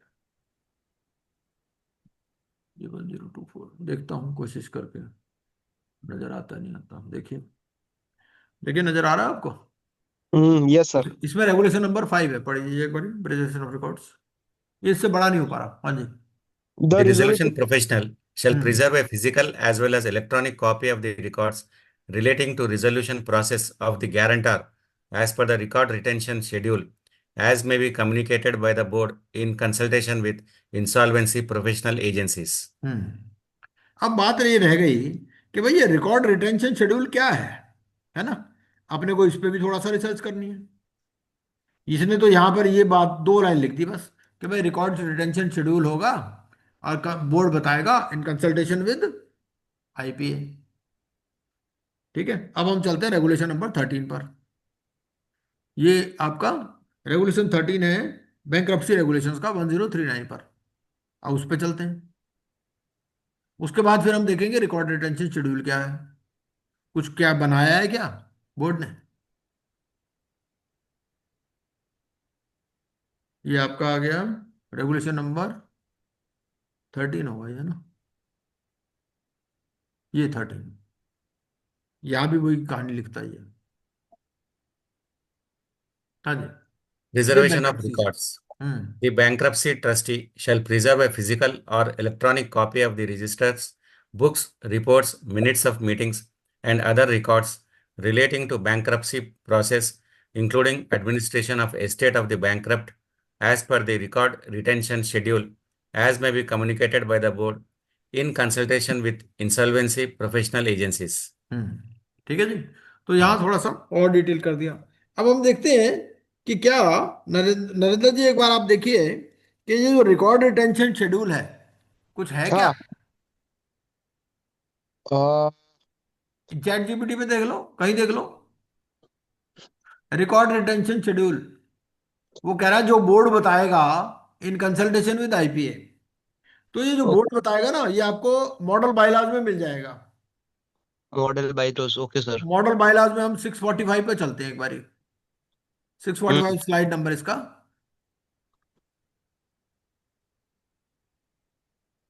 वो तो मॉडल बायलॉज में देगा ना। Yes sir. तो एक बार 645 स्लाइड नंबर पे देखते हैं हम।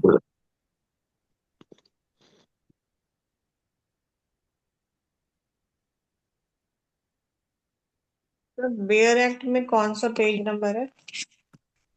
ये मैं तो यहां से देख रहा हूँ, बेरक में। आप मॉडल बायलॉज पे चले जाओ, अ, किसी ने इंडेक्स में खोला देख लो। है? इंडेक्स में मैं देख रही हूँ, टाइम। 645 आ गया ना? तो 645 में मॉडल बायलॉज में अगर आप इसका रेगुलेशन नंबर 29(2) पढ़ो तो आपको पता चलेगा क्या है। अच्छा, 29(2) में तो खैर खाली सरेंडर वाले में है। अब एक बार हम मॉडल बायलॉज पे चलते हैं, ठीक है। मैं कंट्रोल F कर देता हूँ, मॉडल बायलॉज। भाई इतना तो मुझे भी पेज नंबर याद नहीं ना यार, ये किसी को भी नहीं हो सकते। तो ये मॉडल बायलॉज।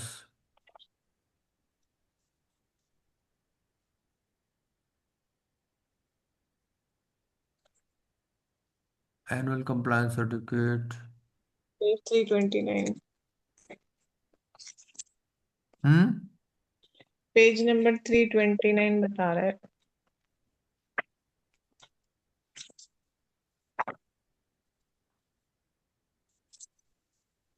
अच्छा, इसका, ये किसका? Bare act. कोई बात नहीं, एक बार हम कैसे करते हैं, यहाँ देख लेता हूँ, इंडेक्स में देख लेता हूँ, है ना। इंडेक्स तो हमने बना ही रखा है ना। ये भी किसी स्टूडेंट ने बनाया था। 29 एजेंसी में repeat to accept surrender, surrender address.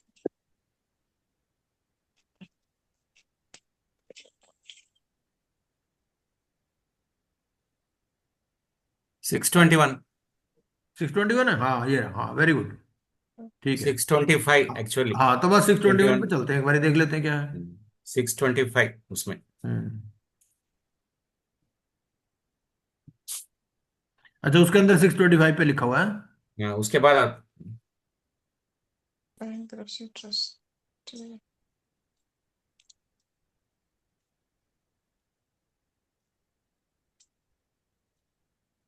और 2-3 पेजेस के बाद से 625 के बाद और 2-4 पेजेस। हम्म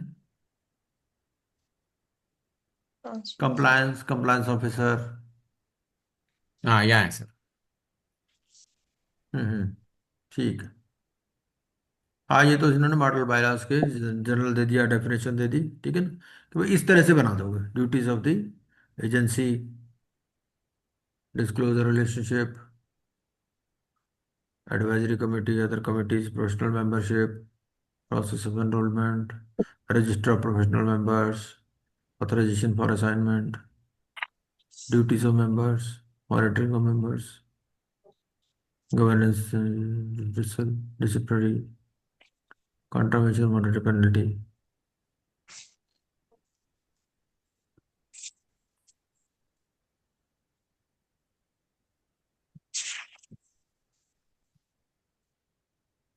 इसमें अलग से नहीं दे रखा है इन्होंने, पर वो कंट्रावेंशन की पेनल्टी ज्यादा है सर उसमें।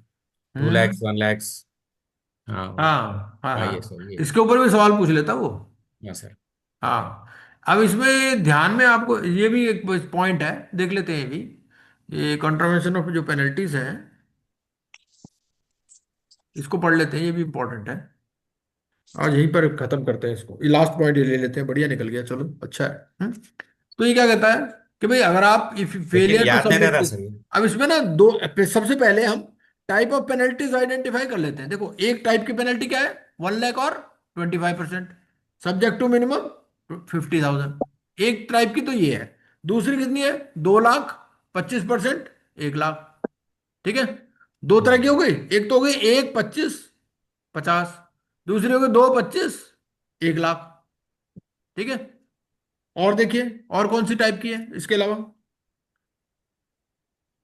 ये 25, 50 हो गई, 2, 25, 1 लाख हो गई, 2, 25, 1 लाख, 2, 25, 1 लाख, 2, 25, 1 लाख, 1, 25, 50, 2, 25, 1 लाख, 1, 25, 50, 2, 25, 1 लाख। ठीक है, ये सारी तो एक ही में आ रही है। उसके बाद में 2, 25, 1 लाख, उसके बाद 1, 25, 50 और 1, 25, 50, तो दो ही टाइप की पेनल्टी है। ठीक हाँ सर. है ना। एक तो हो गई 1, 25, 50 और दूसरी हो गई 2, 25, 1। यही है ना। हाँ सर. अब अपने को क्या करना है कि भाई हमें ये ध्यान में रख लेना है कि दो ही टाइप की पेनल्टी है। और नेचुरली कौन सा होगा, ये जो 2, 25, 1 1 वाली है, ये थोड़ी, ये स्ट्रिक्टर ज्यादा पेनल्टी है। तो ज्यादा पेनल्टी का मतलब कॉन्ट्रावेंशन ज्यादा बड़ा, आपने कुछ कांड कर दिया होगा, है ना, तो ज्यादा पेनल्टी लगेगी। अब हम कम वाले को पहले पढ़ लेते हैं, हम सारे पहले 1, 25, 50 वाले पढ़ लेते हैं। मान लो आपने कोई रिटर्न फाइल नहीं की, कोई डिस्क्लोजर नहीं दिया, है ना, या गलत डिस्क्लोजर दे दिया। किसके बारे में, असाइनमेंट के बारे में या रेगुलेशंस के बारे में। दूसरा क्या है, आपने रिकॉर्ड्स प्रॉपरली मेंटेन नहीं किए। ठीक है। तीसरा क्या है, तीसरा ये है कि आपने इंफॉर्मेशन नहीं दी, है ना, कॉल्ड फॉर। चौथा क्या है, failure to provide notice regarding meetings of creditor, आपने नोटिस नहीं दिया, है ना। भाई नोटिस नहीं दिया, जिसने किया, जिसको नहीं मिला वो पहुंच गया एडजुडिकेटिंग अथॉरिटी के पास। और उसके बाद में अगला क्या है, एंटर इनटू कॉन्ट्रैक्ट और agreement with professionals in an incomplete या इम्प्रॉपर मैनर। तो आपने क्या किया, वैल्यूअर अपॉइंट किया, प्रॉपर उसको अपॉइंटमेंट लेटर ही नहीं दिया। और अगला क्या है, contravenes any provisions for which no specific penalties provide. अगर ये भी ध्यान में रखना, अगर स्पेसिफिक पेनल्टी नहीं है तो भी कम वाली लगेगी, है ना, 1, 25, 50 वाली लगेगी। तो ये हमने देख लिए जो लेसर टाइप के हैं। अब बड़े वाली देख लेते हैं। बड़े वाली कौन सी है, जिसपे 2, 25 और 1 लग रही है, वो कौन सी है, उसको एक नजर देख लेते हैं। 2, 25 में क्या है, आपने कोई असाइनमेंट एक्सेप्ट कर ली जिसमें कोई कॉन्फ्लिक्ट ऑफ इंटरेस्ट है विद स्टेक होल्डर्स। ठीक है। अब कॉन्फ्लिक्ट ऑफ इंटरेस्ट कहां से आ रहा है, वो आपने डिस्क्लोजर ऑफ रिलेशनशिप में भी देख लिया था, है ना। आपने कोई ऐसी असाइनमेंट ले ली जिसमें कोई कॉन्फ्लिक्ट ऑफ इंटरेस्ट आ रहा है। या अगला क्या है, आपने रिजेक्ट कर दिया किसी का claim without giving any proper reason, तो ज्यादा पेनल्टी है। ठीक है। उसके बाद फेलियर टू कंप्लाई विद, आपको ए ने या एनक्लेड ने कुछ बोला, आपने वो डायरेक्शंस कंप्लाई विद नहीं की, तो ज्यादा पेनल्टी है। आपने आउटसोर्स कर दी अपनी ड्यूटीज एंड ऑब्लिगेशंस। वो it is nothing but contempt of court. हाँ, तो जो आपकी ड्यूटी है वो आप ही को करनी है ना। उसके बाद में fails to appoint registered value where required under the code, आपने वैल्यूअर अपॉइंट ही नहीं करे, है ना, तो ज्यादा बड़ी पेनल्टी है। उसके बाद में अगला है failure to make public announcement, आपने पब्लिक अनाउंसमेंट ही नहीं किया। Failure to reject resolution plan from ineligible resolution applicant, कोई इनएलिजिबल था लेकिन आपने उसका प्लान रिजेक्ट नहीं किया, उसको भी शॉर्टलिस्ट कर लिया। उसके बाद fails to take action in, आपने कोई पीओफी ट्रांजेक्शन्स थी, उसकी कोई फाइलिंग वगैरह ही नहीं की, तो ज्यादा पेनल्टी है। तो ये सारे बड़े आपने जो कांड किए उसके लिए बड़ी पेनल्टी 2, 25, 1। और जो छोटे काम किए, आपने रिटर्न फाइल नहीं की, है ना, तो उस केस में जो है वो कम पेनल्टी है। तो इस पे भी थोड़ा ध्यान देंगे तो आराम से याद हो जाती है। और इस पे भी कई बार सवाल पूछ लेता है कि भाई अगर आपने ये किया तो क्या क्या पेनल्टी लग सकती है। अब इसका हेडिंग पढ़ लेते हैं, ये क्या है, ये मॉडल बायलॉज है। तो मॉडल बायलॉज में क्या है कि मॉनेटरी पेनल्टी लग जाएगी। कौन लगाएगा ये लगाएगी आपके पास आईपीए। ठीक है। अब इसके बाद में, ठीक है, आज की कथा यहीं समाप्त करते हैं मेरे ख्याल। तो कुछ ना कुछ अच्छा ही डिस्कशन रहा हमारा, है कि नहीं? तो अब इस तरह से क्या है कि देखो, पढ़ने की तो कोई लिमिट नहीं है, कहीं पे भी कहीं से चले जाओ, कहीं तक चलते जाओ, है कि नहीं? लेकिन वो ज्यादा ही कुछ एक्सपेक्ट करने लगा है हमसे एग्जामिनर, तो हमारे को भी उस तरह से तैयारी अपनी करनी है। और जितना हम ज्यादा डिटेल में पढ़ेंगे, भाई देखो पूरा ही पढ़ लिया तो 100 में 100 आ जाएंगे, मैं तो ये कहता हूँ, है ना? ऐसा नहीं है सर। लेकिन ये कि आपको 60 ही लेने हैं, इसलिए कोई ऐसी बात नहीं है। लेकिन 60 मिल आपने गए तो देखो, बस ऐसे। आप देखो, मैंने आपको एक दर्शन करा दिए ओवरऑल, ठीक है ना? एक छोटा सा पॉइंट हमने लिया प्रिजर्वेशन ऑफ रिकॉर्ड्स का, तो उसी में कई चीजें हमें नजर आ गई। इसी तरह से हमारे को कोई भी पॉइंट पकड़ लो, जैसे सीओसी है, हर एक का प्रोसेस का सीओसी का कंपैरिजन कर लो, है ना? मतलब सर एग्जाम में सर इतना हार्ड भी, मतलब testing our basics, not our expert knowledge. है? ओ सर एग्जाम में है ना sir, examiner just a basics, not advanced level नहीं नॉलेज नहीं नहीं सर। नहीं, एडवांस लेवल, ये कोई एडवांस लेवल थोड़ी है, हमने क्या एडवांस लेवल पढ़ लिया? हमने रेगुलेशन ही तो पढ़े। तो मतलब वही है सर, एग्जाम में भी सर बेसिक्स लेवल का ही पूछता है सर कि जी ऐसा नहीं एनालॉग। है, देखिए, एग्जामिनर आपसे पूछ लेता है, एग्जामिनर आपसे क्या पूछता है? हाँ एग्जामिनर सर। पूछता है कि भाई ठीक है, एक आदमी आपके पास आया, उसने कहा भाई ऐसा है, 5,000 रुपये ले लो, मेरा क्लेम फॉर्म भर दो, है कि नहीं? आप भरोगे नहीं भरोगे? हम्म, आप सही है। आईआरपी हो, कहेगा भाई मुझे तो आता नहीं, आप भर लो, पैसे ले लेना। हम्म, छोटी छोटी बातें पूछ लेता है, आपसे प्रैक्टिकल इश्यूज पूछेगा ना वो तो। सही है अब ये सर। बात डायरेक्टली तो कहीं कोड में लिखी नहीं है ना? सही है सर, सही है। या एक एक्चुअली पूछे गए हैं चीजें। अब मान लो वर्कर्स ने क्या किया, वर्कर्स ने जो फैक्ट्री का गेट था उसके आगे खड्डा कर दिया, आपके ट्रक एंटर ही नहीं हो पा रहे वहां से, हम्म, है ना? गोइंग कंसर्न हाँ। है, तो आप क्या करोगे? ऐसी ऐसी सिचुएशन पूछ लेता आपसे। Okay sir. मतलब वो ये चाहता है कि भाई आप जैसे बन गए इंसॉल्वेंसी प्रोफेशनल और आप हैंडल करने पहुंच गए फैक्ट्री में उसका, वो कोई प्रॉब्लम आ गई तो उसका सोल्यूशन क्या होगा, आपका माइंड काम कर रहा है कि नहीं कर रहा, मेन बात ये है। बाकी ओके। तो ये कंपैरिजन चार्ट देखो, ये नजर आ रहा होगा आपको, स्क्रीन पर नजर आ रहा है? नहीं सर। नहीं, एक मिनट, मैं दोबारा शेयर, अच्छा मैं शेयर नहीं कर, एक मिनट अभी शेयर करता हूँ। तो ये जो कंपैरिजन चार्ट है ये वाला, ये भी किसी स्टूडेंट का ही बनाया हुआ है ये, है ना? हम्म, तो ये, इसमें क्या है कि हमने अलग अलग प्रोसेस, जो जैसे हम पढ़ रहे थे ना, तो इसमें बहुत सारे प्रोसेसेस भी दिए गए हैं।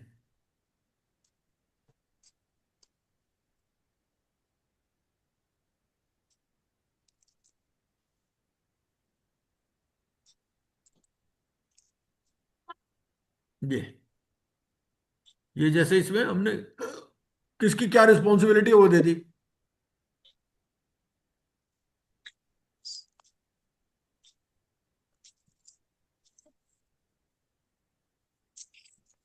अब आप ये देख लो स्टूडेंट का लेवल क्या होगा जो जो ऐसे चार्ट बना सकता है ना? सही बात है सर। अब देखो ये सीआईआरपी ऊपर, लिक्विडेशन, ऐसे voluntary liquidation, PPIRP, fast track, bankruptcy, सारा कवर कर लिया। सर चैट तो अच्छे से बना सकते हैं, पर उसको रिवर्स करना, वहां पे ब्लिंक होना, वो इज वेरी वेरी टफ। नहीं नहीं, ऐसी बात नहीं है, ऐसा कुछ नहीं है, देखो, अब ये है कि जो अगर आप बनाओगे तो अपने आप ही याद हो जाएगा। सर ये सारी रेगुलेशंस का कंपैरिजन है? हाँ बिल्कुल बिल्कुल बिल्कुल, हाँ। और सर जो अभी आप पेनल्टीज पढ़ रहे थे उसमें दिया हुआ है कि ये डिसिप्लिनरी एक्शन की पेनल्टीज हैं जो आईपीए डिसिप्लिनरी एक्शन लेगा। हाँ, मॉडल बायलॉज तो में है ना, वो तो मॉडल बायलॉज में दे रखी है। बट मेरा क्वेश्चन ये है कि जो डिसिप्लिनरी एक्शन है वो तो सेक्शन 220 में लिया जाता है, कभी हाँ, आईपी के अगेंस्ट चाहे आईयू के अगेंस्ट, और वहां पे पेनल्टी अलग से बताई हुई है कि अमाउंट ऑफ जो भी लॉस है और 3 टाइम। वो तो अलग है, ये सब वो अलग अलग है, से ये लेते हैं। आईपीए की अलग है। ये भाई वो, आईपी हाँ मतलब ये किसी। भाई देखो ऐसा है, जो इंसॉल्वेंसी प्रोफेशनल है उसको तो आईपीए भी रेगुलेट कर रही है ना। जैसे मैं एक एग्जांपल देता हूँ, जो बहू है, अब बहू की एक जो जेठानी और एक सास है, सास तो मतलब बोर्ड है, बोर्ड इंस्पेक्शन तो और जेठानी को भी डांट सकती है और बहू को भी डांट सकती है। हाँ और हाँ जो छोटी वाली बहू है उसको जेठानी भी डांट सकती है और सास भी डांट सकती है। हम्म। वो है अच्छा, दोनों एक्शन ले सकते हैं। नेचुरली। हम्म। भाई जैसे कॉलेज, अगर आप एक स्टूडेंट हो तो आपके अगेंस्ट में कॉलेज भी एक्शन ले सकता है और यूनिवर्सिटी भी एक्शन ले सकती है। यूनिवर्सिटी कौन है? बोर्ड है। और कॉलेज कौन है? ये अपना आईपीए। आईपीए। क्योंकि सर जो सेक्शन 217 से लेके 220 है उसमें तो क्लियरली हाँ वही तो आईबीवीआई, इंस्पेक्शन एंड इन्वेस्टिगेशन रेगुलेशन है ना। हाँ उससे रिलेटेड वो डिसिप्लिनरी एक्शन है, वो अलग से एक्ट में नहीं दिया हुआ कि आईपीए कब लेगा डिसिप्लिनरी एक्शन, वो मॉडल लॉ से पढ़ना वो है। आईपीए का राइट, नहीं है मैडम, वेरी वो करेक्ट। बोर्ड का है। हाँ वही मैं बोल रही हूँ, वो हाँ बोर्ड का है। बोर्ड लेता है। बिल्कुल ठीक है, बिल्कुल ठीक है। डिसिप्लिनरी कमेटी रहता है, उसमें होल टाइम मेंबर रहते हैं, वो लोग हम्म। लेते हैं। उसमें कुछ नया मतलब 3 टाइम्स क्लास हुआ था और अनक्वांटिफाई है तो 1 करोड़, ऐसा वही मैं ऐसे बोल रही थी केस। ना, अभी आईपीए का आज ही सुनने में आया है। हाँ जी। सर मैम इज मेंशनिंग कि IPA we are doing the disciplinary action की penalties for the first time. हाँ वो तो रेगुलेटरी अथॉरिटी है ना, तो है एक्शन तो है ले ही सकती है ना। अपन देखे नहीं बस। और सर जो कल आप आयु करवा रहे थे उसके अभी आपने टेबल फॉर्म भी खोला है, फॉर्म सी, वो काफी टिपिकल नहीं है? इतनी सारी डिटेल डेट की, इतनी सारी डिटेल मांग रहे हैं, मतलब हमें पढ़ना है वो? भाई देखो ऐसा क्वेश्चन वो तो कहीं से भी पूछ लेगा। बहुत बहुत बट तो आप देखिए, पता आपके रिलीफ ये है कि आपको 100 में से 100 तो लेने नहीं है, आपको तो 100 में से 60 लेने हैं। थोड़ा बहुत फॉर्म में गलत से भी हो साठ। जाएगा तो कोई बात नहीं। हाँ ये चीज है। सर हमें 59 भी नहीं चाहिए और 100 भी नहीं चाहिए, हाँ 60 मिला बिल्कुल कर ठीक है, 60। बिल्कुल सही। तो ऐसा है ना, इसलिए ऐसी कोई बात नहीं है। लेकिन देखो ऐसा है, वो जाने को वो कहीं पर भी जा सकता है। अगर आप वो फॉर्म में से कोई पर्टिकुलर पॉइंट कहते तो आप ये तो नहीं कह सकते इट्स आउट ऑफ सिलेबस। हाँ, और वो मतलब थोड़ा पूछ टिपिकल है वो वाला फॉर्म ना, उसमें डेट के बारे में क्या क्या बोल रहे हैं, या तो भाई उनकी वो साइड। पूछता है, टिपिकल चीजें हैं वो। जब आप इंसॉल्वेंसी प्रोफेशनल बन जाओगे, आपने कभी ये फार्म के दर्शन ही नहीं करे तो आपको क्या करोगे, हैंडल कैसे करोगे? वो चीज है ना। भाई ठीक है इस सर। एग्जाम के पास होने के बाद तो फिर कोई, आप तो सीधे प्रैक्टिस करने बैठ जाओगे ना, है क्या? जब आपने एग्जाम पास कर लिया, या आपकी 1 हफ्ते की ट्रेनिंग होनी है बस। 1 हफ्ते की ट्रेनिंग होने के बाद आपको सर्टिफिकेट ग्रांट कर देगा बस, आईबीपीआई। वो वो एक हफ्ते की ट्रेनिंग है सर, जो 50 आवर्स बोल और रहे क्या, हैं? 1 हफ्ते में 50 आवर्स होते हैं, हाँ। हाँ। ओके, मेरे को लग रहा था 2 महीने की ट्रेनिंग है। ना ना ना ना, कुछ नहीं, कुछ नहीं। हम्म। 1 हफ्ते में वो ये बताते हैं भाई फाइल कैसे बनानी है, एनसीएलटी की फाइल कैसे बनानी है, वहां कैसे प्रेजेंट होना है, ये सब चीजें बताते हैं। ये ट्रेनिंग अगर पहले कर ले तो पेपर देना आसान हो जाए। ऐसा नहीं है, ऐसी बात नहीं है। उस नहीं। ट्रेनिंग में कुछ भी नहीं बताते ना, वो फेल करते किसी को। हम्म। वो उस ट्रेनिंग से कुछ नहीं होना। वो एक अलग हम्म। चीज है। वो आपको कोड थोड़ी पढ़ाते हैं, कोड नहीं पढ़ाते बट वो आपको। प्रैक्टिकल है ना वो सर, तो सोचते प्रैक्टिकल हैं कि कर। भाई हाँ, वो तो प्रैक्टिकल बताएंगे आपको कि भाई अगर आपको कोई पिटीशन फाइल करनी है तो उसमें क्या डॉक्यूमेंट्स लगाने हैं, फाइलिंग कैसे करनी है, कितनी कॉपीज बनानी है, वो सारी चीजें। वो हम तो नहीं पढ़ा रहे ना यहाँ। अच्छा, वो जैसे हमने डिफरेंट भाई फॉर्म 7 का अगर एप्लीकेशन लगा रहा है फाइनेंशियल क्रेडिटर, तो कितनी कॉपीज बनाएगा, है ना? तो है। किसके पास वो फाइल होगी, ये सब चीजें वो तो नहीं है ना। या फाइल कैसे बनानी है, वो सब चीजें तो हम नहीं बता रहे, वो वहां हम्म। बताते हैं। ठीक है। वो है। ठीक है sir, okay, thank you sir, good night. Okay जी, good night. Good night sir.